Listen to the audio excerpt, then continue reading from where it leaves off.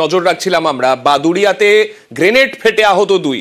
কোথা থেকে এলো গ্রেনেড যেটা জানতে পারা যাচ্ছে, পুলিশের ট্রেনিং এ ফেলে যাওয়া হয়েছিল এই গ্রেনেড গুলো, সেগুলোকেই খেলনা ভেবে দুজন কিশোর তারা তুলে নিয়ে যায় এবং সেই গ্রেনেড ফেটেই আহত দুজন।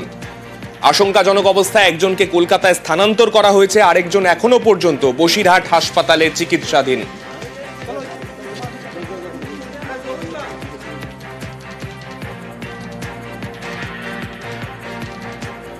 এখানে তো ওই বোমবাস্টিং হয়েছে, ছেলে পেলে ওইটা কুড়িয়ে নিয়ে বাড়ি গিয়ে এবার কিভাবে আগুন দেখ আর এমনি হোক ফাস্ট হয়ে গেছে। পুলিশ এখানে এসে কি করছিল?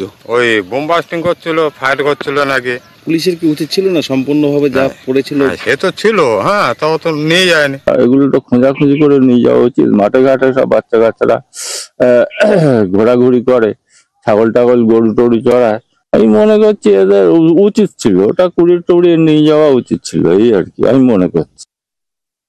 ঘাটাঘাটি করেছিলাম তারপর ফেটে গেছে। কি ফেটে গেছে? বোম।